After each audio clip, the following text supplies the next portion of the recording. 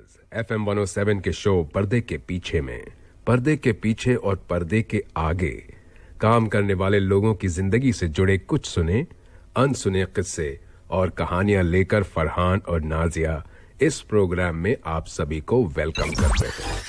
ये है FM 107 107। आप सुन रहे हैं पर्दे के पीछे। किस्सा कहाँ से शुरू करें और कहाँ तमाम करें।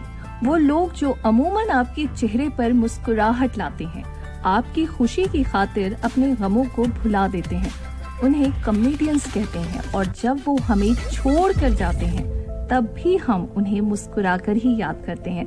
जी हाँ लिसनर्स, हाल ही में वेटरन एक्टर सैयद इश्तियाक अहमद जाफरी यानी जगदीप जी 8 जुलाई 2020 को 81 साल की उम्र में हम सबको अलविदा कह गए।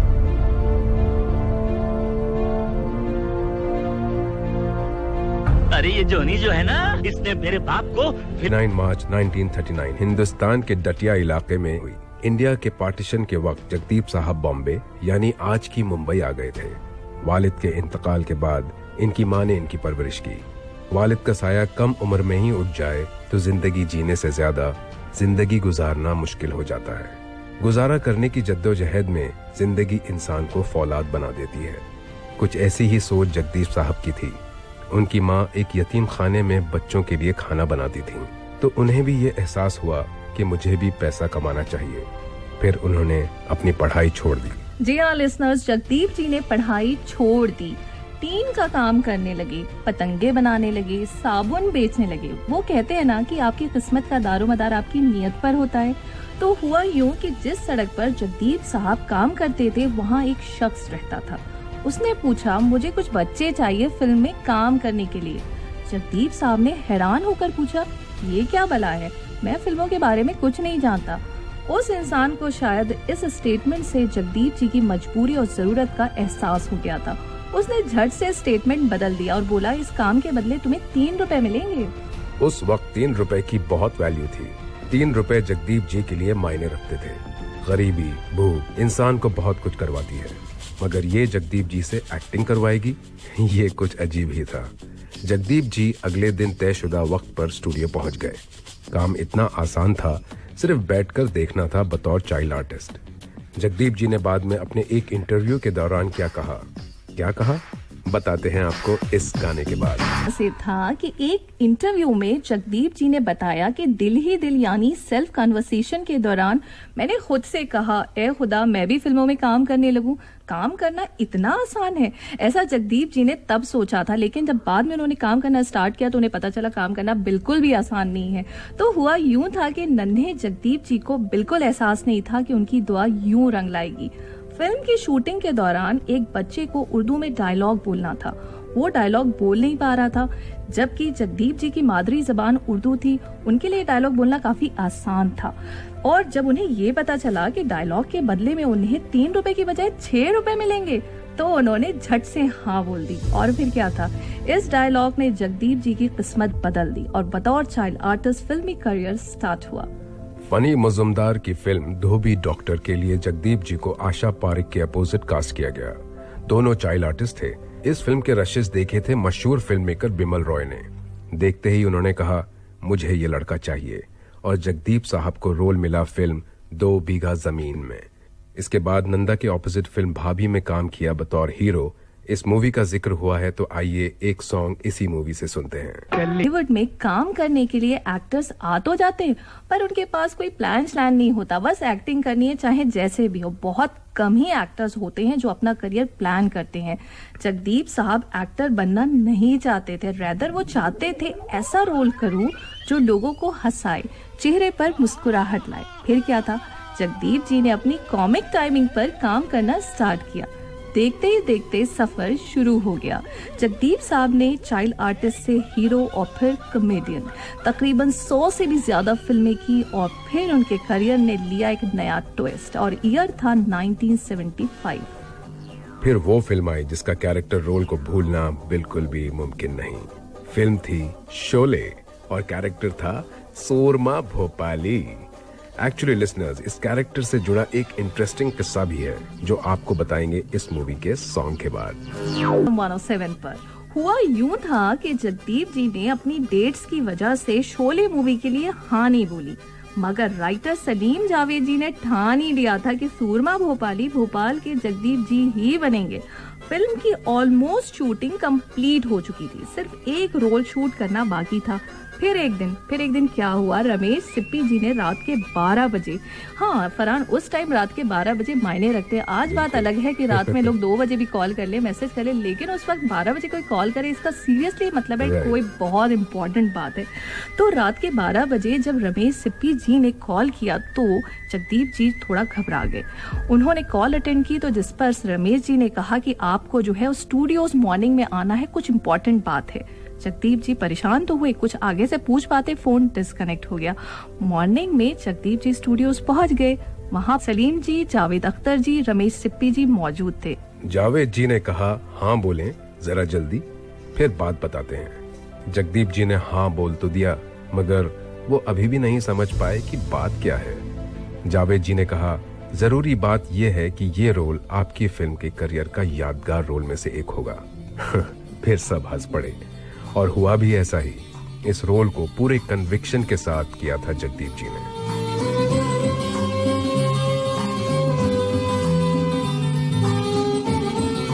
वीरू और जय ने तुम्हारे पैर पकड़ लिए। कोई भी आर्टिस्ट नहीं होगा फिल्म इंडस्ट्री का जिसने जगदीप साहब के साथ काम नहीं किया हो। सलमान भाई एक फिल्म में जगदीप जी के बेटे बने थे। फिल्म थी अंदाज अपना अपना, और फरहान उस फिल्म का वो परफेक्ट फादर वाला डायलॉग, आई गेस ये डायलॉग कभी ना कभी किसी ना किसी फादर ने अपने बेटे को जरूर बोला होगा। मेरे लिए तो आखिरी खुश बाप थे इस फिल्म में, और अपनी असली जिंदगी में भी एक जिम्मेदार बाप। जी, जगदीप साहब के 6 बच्चे हैं, और इन 6 बच्चों में आप 2 को तो जानते ही होंगे। ये हैं जावेद जाफरी और नावेद जाफरी। जावेद जाफरी भी एक बेहतरीन आर्टिस्ट, बढ़िया डांसर और कॉमेडियन है। सुभाष घाई की फिल्म मेरी जंग, जिसमें अनिल कपूर थे, उस फिल्म में लॉन्च हुए थे Javed Jaffrey as a villain, dancer villain. Javed Jaffrey ने भी कई फिल्में की हैं एज कैरेक्टर आर्टिस्ट और कई टेलीविजन शोज, और इनके भाई भी बहुत अच्छे डांसर और एक बहुत अच्छे प्रोड्यूसर हैं। इनका hit television show boogie woogie तो आप सभी ने देखा ही होगा। अफसाने से सफर शुरू हुआ, फिर आर पार, मुन्ना, भाभी, बरखा, ब्रह्मचारी, Andaz Apna Apna, life partner, China Gate, and the list is huge. 2012 में लास्ट फिल्म गली गली में चोर है। वैसे इनकी कामयाबी का सफर अवार्ड्स का मोहताज नहीं। जगदीप जी को कई अवार्ड्स हासिल हुए, शोहरत मिली, लोगों का प्यार मिला, और ये प्यार अब याद बनकर दिलों में हमेशा महफूज रहेगा।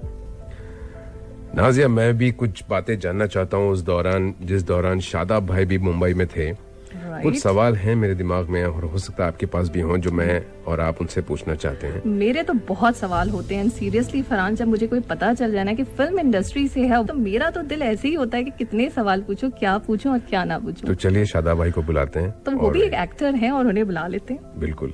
हाँ जी, अस्सलाम वालेकुम। अस्सलाम वालेकुम शादाब भाई, कैसे हैं आप? बस बढ़िया अल्हम्दुलिल्लाह। मैं पिछले हफ्ते भी मैं तुमको यही बोल रहा था कि जब से तुमने प्रोग्राम शुरू किया है कई लोग चले गए छोड़ करके। अब सीरियसली पॉलिटिशियंस पे आ जाओ। सर ऐसा है कि हम तो कोशिश कर रहे हैं कि सब स्टार्स, जिंदा स्टार्स के बारे में बात करें, पर कोई ना कोई गुजर जाता है। अभी तो स्टार्स कोऑपरेट नहीं कर रहे आपके साथ जी। सर, हम जगदीप साहब जो हाल ही में गुजरे हैं, हम उनके बारे में बात कर रहे थे। तो मेरे दिमाग में एक सवाल था कि जब उस दौर में जगदीप साहब, दिलीप कुमार साहब, इन लोगों के नाम तो मुसलमान के थे, पर इन्होंने दूसरे नाम क्यों अपनाए बॉलीवुड में? देखो, उस टाइम क्या होता था कि मुस्लिम फैमिलीज में बॉलीवुड को, नाचने गाने को, म्यूजिक को बहुत अच्छा नहीं मानते थे। और Muslims were very against all this. तो खाली दिलीप कुमार और जगदीप को आप जानते हैं जी। आपको मालूम है मुमताज जहां कौन थी? नहीं। मुमताज जहां मधुबाला। ओके। महजुबीन? नहीं। Meena Kumari? Oh. Zakaria Khan? Jayant? Oh wow. Badruddin Jamaluddin Kazi? Johnny Walker? तो निम्मी का क्या नाम था?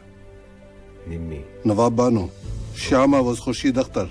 फरहान, हम सारे के सारे फेल हो। शाह अब्बास खान? संजय खान? और हामिद अली खान? अजीत?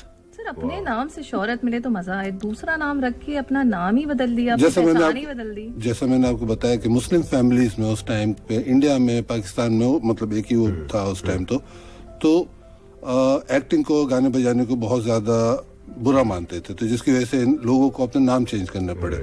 तो मतलब इसका कोई वो ऐसा रीजन नहीं है। उसके बाद एक दौर आया जिसमें सब खान इतने सक्सेसफुल हो गए, तो नॉर्मल लोगों ने भी अपना नाम खान, नासिर हुसैन के बेटे आमिर खान बन गए। आगे बोलिए। खानों की पहचान हो गई। ये पठानों के तो ये बहुत सारे जोक्स भी है ना, कि एक गांव में 2 पठान लड़ाई कर रहे थे जी। तो एक बुजुर्ग गुजर रहे थे, तो बुजुर्ग ने कहा, अरे क्या हो गया, क्यों लड़ रहे हो? कहता ये अपने आप को पठान बोलता है, ये पठान किधर से? ये तो पठान नहीं है, हम पठान है। तो बुजुर्ग कहते हैं, यार तुम पठान हो, ये तो हम गारंटी नहीं दे सकते, हमें नहीं पता कि तुम पठान हो, मगर ये पठान है इसकी हम गारंटी दे सकते हैं क्योंकि इनके अब्बा हमारे सामने पठान हुए थे। यही होता है, तो आजकल मतलब कुछ बन जाते हैं। दिस इज अ बिट, ये रेसिस्ट जोक है, मतलब मगर फिर भी जोक है, पठान की तरफ से हाँ, जोक भी पठान की तरफ से जोक है। सर आपने बहुत अच्छा बोला, पठानी स्टाइल आपने बहुत अच्छा किया। सर जगदीप साहब की भी कोई थोड़ी बहुत। अबे हमारा नाम सूरमा भोपाली ऐसे नहीं, अब वो जे और वीरू आगे खड़े हुए मेरे पीछे, मैंने एक को इधर से पकड़ के खींचा, एक को ऐसे लिया, अरे दोनों कांपने लगे, थर थर थर थर थर। अच्छा सर, एक और मैं भी पूछ लूं अगर फरहान तुम कहो तो। एक सवाल मैं भी, सर छोटा सा सवाल मेरा ये है कि सर अच्छा, क्या घर में right from the very beginning अगर माहौल मिल जाता है स्टार किड्स को, तो क्या वो स्पॉइल हो जाते हैं या फिर इंसाइटेड हो जाते हैं to work into the same kind of industry और प्रोफेशन? देखिए, स्टार किड्स का और पॉलिटिशियंस के बच्चों का 2 डिफरेंट वो होते हैं। दोनों बहुत पावरफुल होते हैं, दोनों बहुत फेमस होते हैं। पॉलिटिशियंस के बच्चों में जो पावर का नशा होता है वो स्टार किड्स में नहीं होता। स्टार किड्स बहुत हार्ड वर्किंग बन जाते हैं क्योंकि उनको मालूम है कि उनके जो पेरेंट्स हैं उनको ये स्टारडम लेने के लिए उन्होंने कितनी मेहनत की और कितनी मेहनत करते हैं।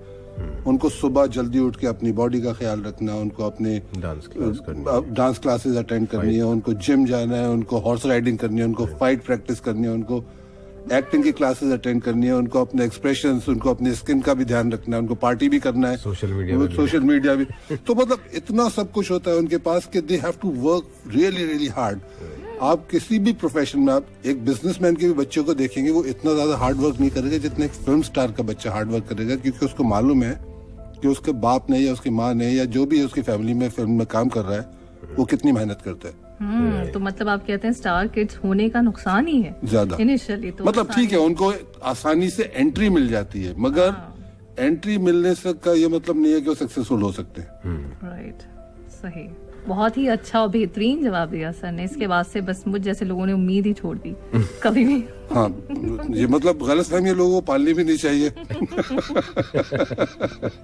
थैंक यू दोस्तों, तो ये था आज का सफर। नए सफर में फिर से करेंगे मुलाकात एक नए मुसाफिर के साथ। तब तक के लिए इजाजत, अपना ख्याल रखें, खुश रहें और सुनते रहें पर्दे के पीछे on FM 107। Allah Hafiz. FM 107 के शो पर्दे के पीछे में पर्दे के पीछे और पर्दे के आगे काम करने वाले लोगों की जिंदगी से जुड़े कुछ सुने अनसुने किस्से और कहानियां लेकर फरहान और नाजिया इस प्रोग्राम में आप सभी को वेलकम करते हैं।